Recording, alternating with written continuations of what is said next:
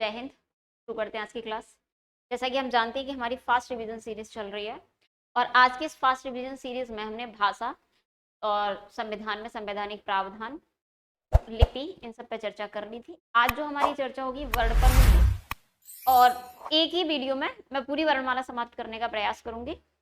और इसके पहले कि मैं शुरू करूं, मैं एक बात बता दूं कि पूरी वर्णमाला का विस्तृत अध्ययन लगभग हम 4 से 5 घंटे की क्लासेस में सामान्य हिंदी वाली सीरीज में कर चुके हैं, जो कि प्लेलिस्ट में, सामान्य हिंदी वाली प्लेलिस्ट में वर्ण के नाम से वीडियोस पड़ी हुई है।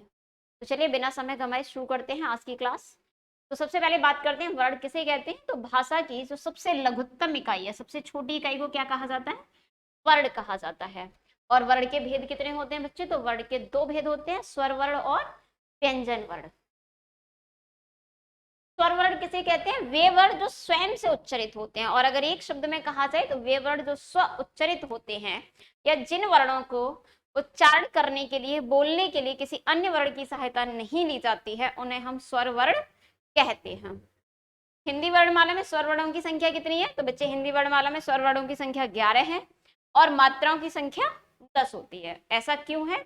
क्योंकि छोटे आ की मात्रा काउंट नहीं होती। छोटा आ जिस वर्ण पर लिखा जाता है या जिस वर्ण में समाहित होता है वो अपना प्रभाव नहीं छोड़ता। मैंने पूरे 11 वर्ण आ ई उ रे ए ऐ और ओ औ को यहाँ लिख दिया है और इसके साथ ही इसकी मात्राएं भी लिख दी हैं। मात्राओं के नियमों की अगर बात करें तो केवल एक ही मात्रा बेहद इंपॉर्टेंट होती है, क्योंकि एक ही मात्रा जिस वर्ण पर लगती है उस वर्ण पर सामान्य तौर पर वो वर्ण के पहले लगती है। पहले मतलब यानी जैसे मैं आपको यहाँ पे लिख के बताती हूँ, जैसे मुझे लगानी है वापर, तो मैंने लिखा रवे, यानी वापर मात्रा है और उससे पहले उच्चरित है। लेकिन अगर जिस अक्षर पर लग रही है उस अक्षर से पहले कोई आधा अक्षर आ जाए तो एक ही मात्रा क्या होता है बच्चे? आधे अक्षर से पहले आ जाती है। जैसे हमने लिखा भक्ति, तो एक ही मात्रा कहां पर उच्चरित हो रही है? ता पर उच्चरित हो रही है। लगी भी ता पर है लेकिन आएगी कब? का से पहले। तो एक ही मात्रा की स्पष्ट होगी बात। अब आगे अगर हम बात करें ओ और ऊ की मात्रा की, तो बच्चे ओ और ऊ की जो मात्रा होती है ना, वो किसी भी वर्ण के नीचे लगाई जाती है। जैसे मुझे का पर लगानी है, लेकिन रा वर्ण पर ये नीचे ऐसे कभी नहीं लगती, ये गलत तरीका है। रा वर्ण पर ये हमेशा मध्य में लगती हैं। तो जब छोटे ऊ की मात्रा लगेगी बच्चे तो घुंडी का प्रयोग नहीं होगा और बड़े ऊ की मात्रा लगेगी तो घुंडी का प्रयोग किया जाता है। रे की मात्रा हमेशा वर्ण पर लगाई जाती है और रे की मात्रा ये होती है, ये और ये तीनों रा के रूप होते हैं। क्या होते हैं बेटा? रा के रूप। और ये रे की मात्रा होती है। तो यहाँ तक स्पष्ट है। और ए ऐ और ओ औ की मात्रा आपको पता ही है। छोटी ए की मात्रा यानी एक ही मात्रा लगेगी तो एक मात्रा, और ऐ की मात्रा लगेगी तो 2 मात्राएं। ओ की मात्रा में एक मात्रा एक डंडा और औ की मात्रा में दो मात्रा और एक डंडा। इसके बाद हम बात करते हैं उन्हीं 11 वर्णों के भेद की। तो बच्चे स्वर वर्णों को बहुत सारे आधारों पर डिवाइड किया जाता है। यहाँ मैंने एग्जाम के परिप्रेक्ष्य में जो महत्वपूर्ण उन पर चर्चा की है। तो सबसे पहले हमने डिवाइड किया उत्पत्ति के आधार पर स्वर वर्णों की संख्या 3 होती है। मूल स्वर, संधि स्वर, संयुक्त स्वर। तो वे स्वर जो सबसे छोटे वर्णमाला में जिनकी संख्या 4 होती है उन्हें हम स्वर कहते हैं, मूल स्वर कहते हैं। और वे वर्ण जो समान वर्णों के मेल से बनते हैं उन्हें संधि स्वर कहते हैं। और वे वर्ण जो भिन्न वर्णों के मेल से बनते हैं उन्हें हम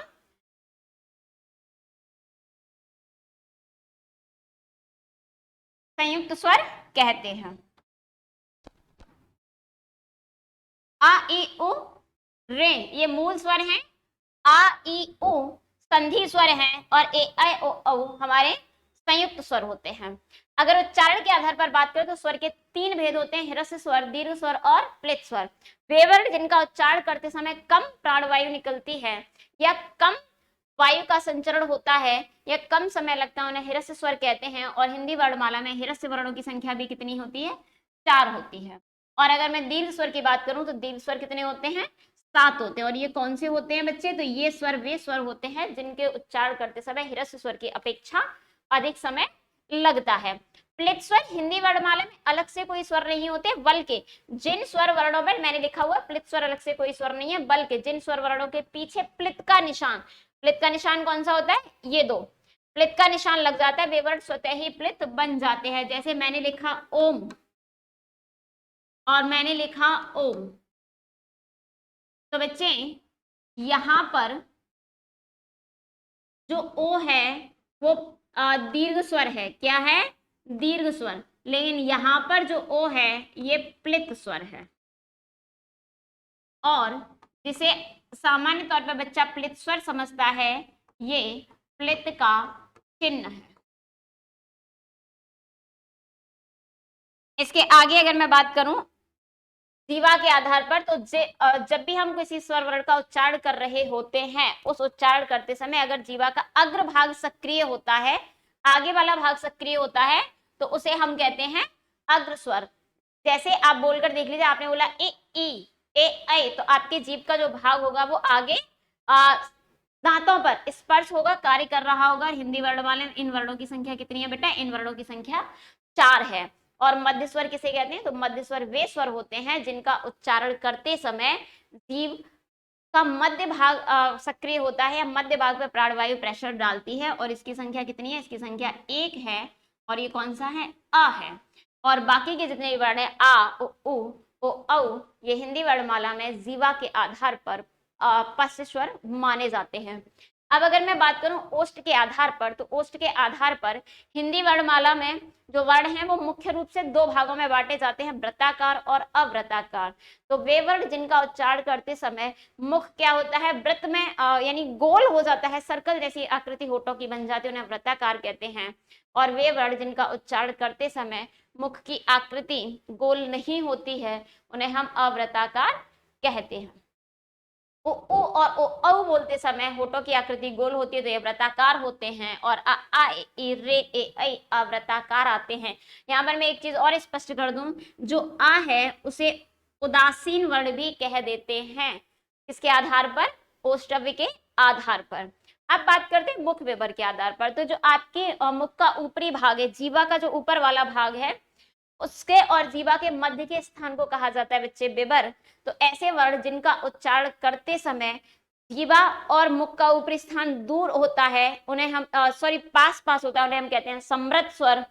जैसे आप बोलेंगे ई, तो आप पाएंगे आपकी जीभ तालु वाले स्थान को पूरी तरीके से स्पर्श कर रही है। और अगर आप बोलेंगे ई, तो स्पर्श करती है लेकिन दबाव से स्पर्श नहीं करती। तो वे वर्ण जिनका उच्चारण करते समय जीवा विवर वाले स्थान को पूरी तरीके से स्पर्श कर जाती है, वे होते हैं हमारे समृद्ध स्वर। और हल्का सा दूर होती है या सिर्फ स्पर्श कर रही होती है, दबाव नहीं बनाती, उन्हें कहते हैं अर्ध समृद्ध स्वर। और वे वर्ण जिनका उच्चारण करते समय थोड़ी सी दूर हो जाती है, उन्हें कहते हैं अर्ध विव्रत वर्ण। और वे वर्ण जिनका उच्चारण करते समय जीवा विवर से दूरी बना लेती है, उन्हें कहते हैं विव्रत स्वर। जैसे अगर आपने बोला ई, तो समृद्ध है, ई अर्ध समृद्ध है, आ ए ऐ आपका अर्ध विव्रत है। और जैसे आपने बोला आ ऐ औ, तो आपकी जीभ विवर वाले स्थान से दूर हुई, इन्हें हम क्या कहते हैं? विव्रत वर्ण कहते हैं। अब अगर हम बात करें उच्चारण स्थान के आधार पर, तो अगर आप बोलेंगे आ, तो आप पाएंगे आपके कंठ पर प्रेशर है, इसीलिए आ का उच्चारण स्थान कंठ होता है। और ए का उच्चारण स्थान ताल होता है, और रे का उच्चारण स्थान मूर्धा होता है, और आपके उ का उच्चारण स्थान ओष्ठ होता है। ए ऐ का उच्चारण स्थान कंठ तालु होता है, क्योंकि जो ए ऐ है वो आ और ई से मिलकर बना है, और जो ओ औ है वो आ और उ से मिलकर बना है, तो उसका उच्चारण स्थान कंठोष्ठ होता है, यानी कंठ और ओष्ठ। इसके बाद जो नोट पॉइंट्स हैं, जैसा कि एक मैंने बताया, जो प्लित स्वर है वे स्वर नहीं होते अलग से, बल्कि जिन वर्णों के पीछे स्वर के प्लित स्वर का चिन्ह लग जाता है, वे वर्ण स्वतः ही प्लित स्वर बन जाते हैं। और जितने भी स्वर हैं वे आच्छरिक हैं, स्वर अल्पप्राण हैं, और स्वर सघोष वर्ण होते हैं। इसके बाद हम बात करते हैं कि व्यंजन किसे कहते हैं। तो वे वर्ण जो व्यंजन वर्णों की सहायता, स्वर वर्णों की सहायता से बोले जाते हैं, उन्हें व्यंजन वर्ण कहते हैं। और इनकी संख्या कितनी होती है? तो इनकी संख्या 33 होती है, और इनको 3 भागों में विभाजित किया जाता है, स्पर्श व्यंजन, अंत्यस्थ व्यंजन और ऊष्म व्यंजन। स्पर्श व्यंजन किसे कहते हैं? वे व्यंजन वर्ण जिनका उच्चारण करते समय प्राणवायु मुख के एक निश्चित स्थान को स्पर्श करती है, उसे स्पर्श व्यंजन कहते हैं। इन्हें 5 वर्गों में बांटा जाता है, इसीलिए इन्हें वर्गीय व्यंजन भी कहा जाता है। और प्रत्येक वर्ग का जो 5वां वर्ण होता है बच्चे, वो अनुनासिक होता है। अनुनासिक का अर्थ होता है जब प्राणवायु मुख और नासिका दोनों से बाहर निकलती है तो उसे हम अनुनासिक कहते हैं। दूसरा भाग है अंत्यस्थ व्यंजन का और तीसरा भाग है उष्म व्यंजन का। तो अब स्पर्श व्यंजन जैसे मैंने आपको बता दिया क्या होते हैं, वे व्यंजन जिनको उच्चारण करते समय प्राणवायु मुख के एक निश्चित स्थान को स्पर्श करती है। और ये कितने होते हैं, ये 25 होते हैं, जिन्हें 5 वर्गों में बांटा जाता है, क वर्ग, च वर्ग, ट वर्ग, ता वर्ग और पा वर्ग। प्रत्येक वर्गों में वर्णों की संख्या कितनी है, 5-5 है। तो बच्चे जो का वर्ग के वर्ण है उनका उच्चारण स्थान कंठ होता है। आप बोलकर देख लीजिए, क ख ग घ य। जब आप बोलेंगे तो आपके कंठ पर दबाव, प्रेशर होगा, हल्का सा आवागमन होगा, तो इन वर्णों को हम क्या कहते हैं, इन्हें हम कंठव्य वर्ण कहते हैं। और चा वर्ग के वर्ण आप बोलेंगे तो आप पाएंगे च छ ज झ य। तो जो आपकी जीभ का मध्य भाग है, जो बीच वाला भाग है, वो आपके जिन्हें आप मसूड़े कहते हैं, उस स्थान को स्पर्श हो रहा है, यानी तालु को स्पर्श हो रहा है। तो इन वर्णों को हम कहते हैं तालव्य वर्ण। और ट वर्ग के वर्ण जैसे आप बोलेंगे ट ठ ड ढ ड़, तो आप पाएंगे कि आपकी जीवा पहले मुड़ रही है, फिर ऊपर वाले स्थान को स्पर्श कर रही है, वापस आ रही है, उसके बाद जो ध्वनि उच्चरित हो रही है तब जाकर के जो वर्ड उच्चरित हो रहे हैं हम कहते हैं मूर्धनी। जिस स्थान को हमारी जीभ उच्चरित हो रही है उसे हम क्या कहते हैं, मूर्धा कहते हैं। और जब आप बोलेंगे त थ द ध न, तो आप पाएंगे कि आपकी जीभ जो है ना, वो आपकी जीवा दांतों को स्पर्श कर रही है, ऊपर वाले दांतों को स्पर्श कर रही है, तो उन्हें हम कहते हैं दंतव्य वर्ण। और जब आप बोलेंगे प फ ब भ म, तो आप पाएंगे आपके होठ दोनों आपस में मिल रहे हैं, स्पर्श कर रहे हैं, इसलिए इन्हें कहते हैं हम इस ओष्ठव्य वर्ण। स्पर्श व्यंजनों को अगर हम प्राणत्व और घोषत्व के आधार पर बेटा डिवाइड करें तो इनके दो पार्ट होते हैं। प्राणत्व के आधार पर अल्प प्राण और महाप्राण, और घोषत्व के आधार पर सघोष और अघोष। अब अगर बात करें कि जो ये वर्ण होते हैं प्राणत्व के आधार पर या घोषत्व के आधार पर, ये किस तरीके से होते हैं, तो देखो बेटा, प्राणत्व के आधार पर दो भेद होते हैं, अल्प प्राण और महाप्राण। तो जो वर्ण जिनका उच्चारण करते समय प्राणवायु या वायु, हवा कम प्रेषित होती है या कम समय लगता है, उन्हें हम कहते हैं अल्प प्राण। वर्ग का पहला, तीसरा और पांचवा, ये होता है वर्ग का पहला वर्ण, दूसरा वर्ण, तीसरा वर्ण, चौथा वर्ण और पांचवा वर्ण। तो वर्ग का पहला, तीसरा, पांचवा वर्ण अल्प प्राण होता है और दूसरा, चौथा वर्ण महाप्राण होता है। यानी जब आप बोलेंगे क तो आप पाएंगे ध्वनि कम निकल रही है, लेकिन जब आप बोलेंगे ख तो ध्वनि ज्यादा निकल रही है। ठीक इसी प्रकार जब आप बोलेंगे ग तो प्राणवायु कम प्रेषित हो रही है, और जब आप बोलेंगे घ तो प्राणवायु अधिक प्रेषित हो रही है। इसी तरीके से आप अन्य वर्णों का भी प्रयास करें, उच्चरित करके देखें, क्योंकि पूरी वर्णमाला उच्चारण पर ही निर्भर करती है। उच्चारण अगर यदि आप कर लेंगे तो वर्णमाला आपको सहजता से याद हो जाएगी। अब बात करते हैं घोषत्व के आधार पर। तो वे व्यंजन वर्ण जिनका उच्चारण करते समय स्वर तंत्रिकाएं, गले की स्वर तंत्रिकाओं का प्रयोग किया जाता है या न के बराबर किया जाता है, बहुत कम किया जाता है, उन्हें हम कहते हैं अघोष वर्ण। और वे व्यंजन वर्ण जिनका उच्चारण करते समय स्वर तंत्रिकाओं का प्रयोग किया जाता है या स्वर तंत्रिकाओं पर दबाव अधिक होता है, उन्हें हम कहते हैं सघोष वर्ण।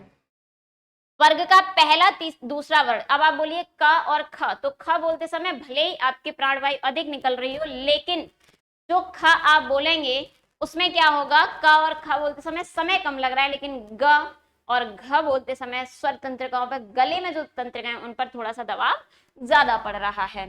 तो वर्ग का पहला, दूसरा वर्ण अघोष होता है और वर्ग का तीसरा, चौथा, पांचवा वर्ण सघोष होता है। इसके बाद हम बात करते हैं अंत्यस्थ व्यंजनों की, कि अंत्यस्थ व्यंजन किसे कहते हैं। तो वे व्यंजन वर्ण जिनकी ध्वनि अंतः स्थल से खिंचती हुई प्रतीत होती है, उन्हें अंत्यस्थ व्यंजन कहते हैं। और हिंदी वर्णमाला में इनकी संख्या 4 होती है। तो जो 4 वर्ण हैं वे हैं आपके य, र, ल, व। तो जैसे आप बोलेंगे य, र, ल, व, तो आप पाएंगे आपके पेट का, आपके उदर का जो ऊपरी भाग है उस पर हल्का सा प्रेशर हो रहा है, यानी ध्वनि अंदर से खिंचती हुई आ रही है, तो उसे हम कहेंगे अंत्यस्थ व्यंजन। और इसमें जो या और व है इसे अर्धस्वर कहा जाता है, और जो आपका र है उसे प्रकंपित या लुंठित। यहाँ पर एक शब्द और लिख लीजिएगा, लुंठित। देखो बेटा, जब आप बोलते हैं र तो आप पाएंगे कि आपकी जीभ मूर्धा वाले स्थान पर जाकर के ऊपर लटक गई है और हवा दोनों ओर से प्रेषित हो रही है। हवा का प्रेशर है तो जीभ में वाइब्रेशन हो रहा है, प्रकंपन हो रहा है, और जीभ लपटी हुई है, इसीलिए इसे लुंठित वर्ण कहते हैं। और जब आप बोलेंगे ला, तो ला बोलते समय आप पाएंगे कि कंठ के भी नीचे से प्रेशर पड़ रहा है, दबाव से प्रेशर पड़ रहा है, इसलिए इसे पार्श्विक वर्ण बोला जाता है। य का उच्चारण स्थान तालु, र का उच्चारण स्थान मूर्धा और ल का उच्चारण स्थान वर्त्स होता है। वर्त्स दांत और मसूड़े का जो जॉइंट पॉइंट है जहां मिल रहे हैं उसे वर्त्स कहते हैं भाषा विज्ञान में। और अगर वर्त्स ऑप्शन में नहीं है तो आप दंत लगा देंगे, और अगर दोनों है तो आप वरीयता वर्त्स को देंगे। और व का उच्चारण स्थान दंतोष्ठ होता है, क्योंकि जब भी आप बोलते हैं व तो क्या होता है कि आपके होठ आपस में मिलते हैं और जीवा दांतों को जाकर के स्पर्श करती है। जो आपके अंत्यस्थ व्यंजन यानी अल्प जो आपके हैं य र ला व, ये प्राणत्व के आधार पर अल्प प्राण और घोषत्व के आधार पर बच्चे सघोष वर्ण होते हैं। इसके बाद हम बात करते हैं ऊष्म व्यंजनों की। तो जो ऊष्म व्यंजन है, ऊष्म व्यंजन वे व्यंजन वर्ण होते हैं जिनकी ध्वनि घर्षण द्वारा उत्पन्न होती है, यानी आपको लगेगा आपकी जो आवाज है वो घर्षण से रगड़ करके आ रही है, उन्हें हम कहते हैं ऊष्म व्यंजन। और हिंदी वर्णमाला में ऊष्म व्यंजन वर्णों की संख्या 4 होती है, स, श, स और हा। ये तीनों सा और हा कैसे हैं? ऊष्म व्यंजन है। जो जिसे आप सलजम वाला सा कहते हो ये आगत है, जिसका उच्चारण स्थान तालु है। जिसे आप तत्सम वाला सा कहते हो वो उसका उच्चारण स्थान मूर्धा है, क्योंकि हमने संस्कृत से लिया है, इसको हमने अरबी फारसी परंपरा से लिया, इसीलिए आगत है। और जो सा है जिसे आप सड़क वाला सा कहते हैं ये तद्भव सा है, जिसका उच्चारण स्थान वर्ष है, और अगर वर्ष ऑप्शन में नहीं होगा तो दंत है। और ह का उच्चारण स्थान कंठ है, और हा को ही यांत्रिक वर्ण कहा जाता है, हा को ही ऊष्म संघर्षी कहा जाता है, हा को ही काकल्य वर्ण भी कहा जाता है। अगर प्राणत्व के आधार पर बेटा बात करें तो जो अऊष्म व्यंजन है वो महाप्राण होते हैं और घोषत्व के आधार पर अघोष होते हैं, लेकिन जो हा वर्ण है वो सघोष होता है, यानी कि तीनों सा अघोष होते हैं और हा सघोष होता है।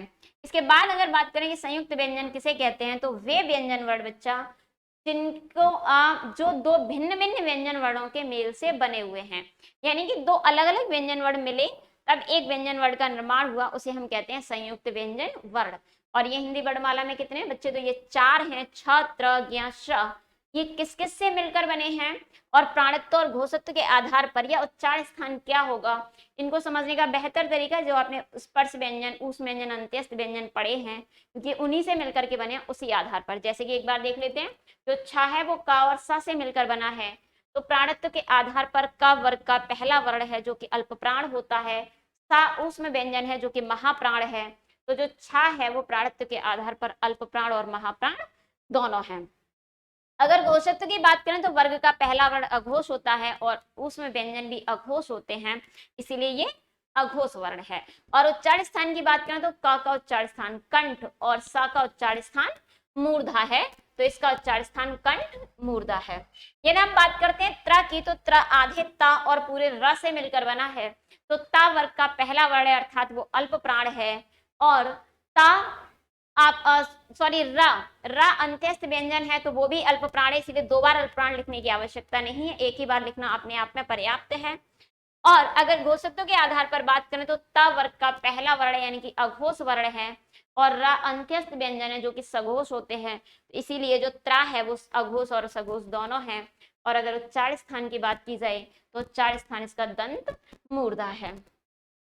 अब अगर बात करते हैं ज्ञा की, तो ज्ञा ज और या से मिलकर बना है, तो ये वर्ग का तीसरा और पांचवा वर्ण है। जैसे आप देखेंगे च, छ, ज, झ, या, यानी वर्ग का तीसरा और पांचवा वर्ण है, तो वर्ग का तीसरा पांचवा वर्ण कैसा होता है, अल्प प्राण होता है, और तीसरा चौथा पांचवा सघोष होता है, और उच्चारण स्थान भी इसका क्या है, तालु है। और जो श्री वाला श्र है, ये श्र आपके आगत स और र से मिलकर बना है, तो आगत स यानी कि ऊष्म व्यंजन महाप्राण होते हैं, अंत्यस्थ व्यंजन अल्प प्राण होते हैं, सा अघोष है और रा सघोष है। हिंदी वर्णमाला का एकमात्र वर्ण जो अल्प प्राण, महाप्राण, अघोष और सघोष चारों है, और इसका उच्चारण स्थान ताल और मूर्धा है, क्योंकि आगत सा का उच्चारण स्थान ताल होता है और रा का उच्चारण स्थान मूर्धा होता है। इसके बाद हमने बात करी द्विगुण वर्णों पर बात करते हैं। ये नवीन विकसित ध्वनियां हैं। नवीन विकसित बेटा इसलिए है क्योंकि हिंदी से पहले जब हमने भाषाई विकास क्रम की बात करी तो हमें अपभ्रंश मिलता है और अपभ्रंश में इन ध्वनियों का वर्णन नहीं मिलता, इसीलिए इन्हें नवीन विकसित ध्वनियां कहा जाता है। ये दो गुण इसलिए हैं बच्चे क्योंकि ये दो भाषाओं के गुण लिए हुए हैं और दो भाषाओं को स्पष्ट करते हैं, इसीलिए द्वि स्पष्ट हैं। और उत्क्षिप्त का मतलब होता है अचानक से उछालना या गिरना। तो जब भी आप इन वर्णों को बोलेंगे तो आपकी जीभ झटके के साथ ऊपर जाएगी, झटके से नीचे भी आएगी। जैसे डा और डा, इनकी भी संख्या 2 होती है। तो बच्चे पहले ही आपको इस तरीके से मिला, यानी कि आपको मिला अनुनासिक वर्ण के रूप में का ख ग घ या के रूप में, जिससे कि हमने लिखा अंक, और फिर ये मिला हमें ड के रूप में, जैसे हम टा वर्ण यानी कि जिसे हम कहते हैं मूर्धन्य वर्ण, यानी कि ड से डमरू, और अब ये मिल गया हमें सड़क के रूप में। तो जब आप अंक बोलेंगे तो आपकी जीभ सामान्य गति से काम कर रही है, डमरू बोलते समय भी सामान्य गति से काम कर रही है, लेकिन सड़क बोलते समय जीभ झटके से नीचे आ रही है। ठीक इसी प्रकार से जो ढ है वो मूर्धन्य वर्ण है, तो जब आपने ढक्कन बोला तो जीभ सामान्य गति से पहले मुड़ी, ऊपर वाले स्थान को स्पर्श किया और वापस आ गई, लेकिन नॉर्मल गति से, सामान्य गति से। लेकिन जब आपने पढ़ाई बोला तो जीभ झटके के साथ नीचे आई। तो इन्हें उत्क्षिप्त क्यों कहते हैं? क्योंकि यहाँ पे जीभ झटके से काम कर रही होती है। इसके बाद हम बात करते हैं अयोग वह वर्ण किसे कहते हैं। तो ये जो वर्ण होते हैं ना, अयोग, योग का मतलब होता है जोड़ना और का मतलब जो जुड़कर ना चले फिर भी भाषा में बहन कर रहा है, वो है अयोग वह वर्ण। तो ये वर्ण न तो स्वर हैं और ना व्यंजन है, पल के लेखन की दृष्टि से जब लिखे हुए महसूस होते हैं तो इन्हें स्वर कहते हैं, और जब इन्हें उच्चारण किया जाता है तो ये व्यंजन कहलाते हैं। इन्हीं वर्णों को यानी अयोग वह वर्णों को स्वर और व्यंजन के मध्य की कड़ी भी कहा जाता है। और ये कितने हैं बच्चे? तो इनकी संख्या 2 होती है। कौन कौन से? छोटी अंग और बड़ी अंग। इसके बाद वर्णमाला किसे कहते हैं? ये तो हमने वर्णों की बात करी। तो किसी भी भाषा के ध्वनि चिन्हों का व्यवस्थित क्रमबद्ध रूप ही क्या कहलाता है? वर्णमाला कहलाता है। हिंदी वर्णमाला में स्वर वर्णों की संख्या 11, अयुग्मा वर्णों की संख्या 2, स्पर्श व्यंजन 25, अंत्यस्थ व्यंजन 4, ऊष्म व्यंजन 4, संयुक्त व्यंजन 4 और द्विगुण वर्ण हमारे 2 होते हैं। यानी ऑल ओवर हमारे वर्ण कितने हो गए? 52 वर्ण हो गए। इसके बाद हम कुछ स्पेशल ध्वनियों की बात करते हैं। स्पेशल ध्वनियां क्या होती है? यानी हमने वर्णमाला तो पढ़ ली, इसके अलावा भी एग्जाम में प्रश्न आता है। तो 3 प्रकार की भाषा विज्ञान में ध्वनियां होती हैं: संयुक्त ध्वनियां, द्वैत या गुच्छ ध्वनियां और संपर्क ध्वनियां। तो बच्चे याद रखना, जो 4 वर्ण है ना, छ, त्र, ज्ञ, श्र, इन 4 को हिंदी वर्णमाला में स्थान दिया गया है, इसलिए उन्हें संयुक्त व्यंजन कहते हैं। लेकिन संयुक्त ध्वनिया का मतलब ये नहीं कि सिर्फ वहीं पर है। जब भी एक स्वर वर्ण पर 2 व्यंजन वर्ण उच्चारित होंगे तो वो संयुक्त ध्वनियां होंगी। जैसे कि मैंने एग्जांपल्स के तौर पे लिखा हुआ है आधा, का और रा, और ये क्या हो जाता है? ये हो जाता है क्र। जैसे हम लिखते हैं क्रमांक, कृषक, सॉरी कृषक नहीं, कृषक में तो आपका रे रहता है। क्रमांक, क्रम, क्रमगत, इस तरीके से। या हमने लिखा ग्रह, नक्षत्र वाला, और आधे दा और या को मिला दें तो द्या बन जाता है, इसे हम विद्यालय कहते हैं। और अगर दा और वा को मिला दें तो जो द्वारा लिखा जाता है उसमें आता है, और दा और धा को मिला दें तो आधा, ये भी हमारी क्या है? ये हो गए हमारे संयुक्त व्यंजन।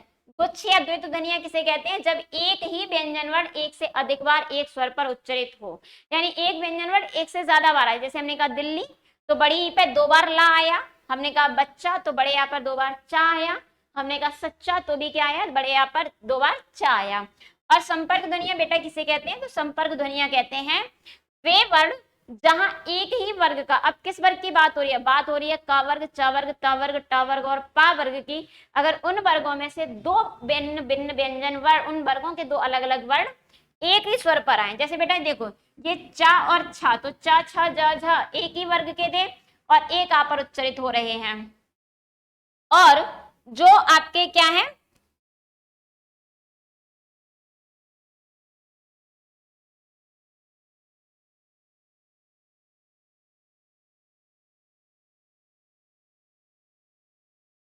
संबल, जैसे हमने लिखा, तो अगर हम पा वर्ग के वर्णों की बात करें, पा, फा, बा, भा, मा, तो मा और बा एक ही वर्ग के वर्ण हैं, तो इन्हें हम क्या कहते हैं? इन्हें हम कहते हैं संपर्क ध्वनिया।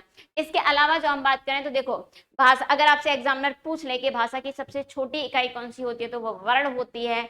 अगर एग्जामिनर पूछे भाषा की सबसे छोटी सार्थक इकाई कौन सी होती है, तो वो शब्द होती है। अगर एग्जामिनर पूछ ले कि भाषा की सबसे छोटी इकाई व्याकरण की दृष्टि से कौन सी होती है, तो बच्चे वो पद होती है। और अगर एग्जामिनर आपसे पूछ ले भाषा की पूर्ण इकाई किसे कहते हैं, तो उसे हम किसे कहते हैं, वाक्य को कहते हैं। अब इसके अलावा जो आपका रह जाता है वो रह गए आपके आगत स्वर। तो बच्चे आगत स्वर हमारी वर्णमाला में सिर्फ एक है जो इस तरीके से चिन्ह लगाया जाता है, ये क्या है, ये है हमारा आगत स्वर। और जो बाकी का बच्चा वो बच गया आगत व्यंजन। तो आगत व्यंजन वर्णों की संख्या बच्चे हमारी हिंदी में 5 है, क, ख, ग, च और फ। याद रखना बेटा, जो आगत स्वर है ये हमने अंग्रेजी भाषा से लिया है। किससे लिया है, अंग्रेजी भाषा से लिया है। और जो आगत व्यंजन है ये हमने उर्दू भाषा या हम कह सकते हैं अरबी फारसी परंपरा से लिए हैं। इसीलिए जो आगत वर्ण है ना बेटा वो हमारा हमेशा किसमें लगता है, अंग्रेजी वर्णों में लगता है। जैसे हम लिखे हॉल, कॉल, टॉफी, इस तरह के वर्ण हमारे किसमें आते हैं, आगत स्वरों के साथ आते हैं। तो चलिए वर्णमाला का मैंने पूरा विस्तृत एक बार रिकैप कर दिया है। और बाकी अगर आपको आराम से पढ़ना है, धीरे धीरे पढ़नी है, सारी चीजें समझ कर पढ़नी है, तो आप पहले सामान्य हिंदी वाली प्लेलिस्ट में जाकर पढ़िए। और ये तो सिर्फ एक फास्ट रिवीजन क्लासेस है, अगर आप उसे देख चुके हैं तो ये आपके लिए बहुत यूटिलाइज होगी। धन्यवाद।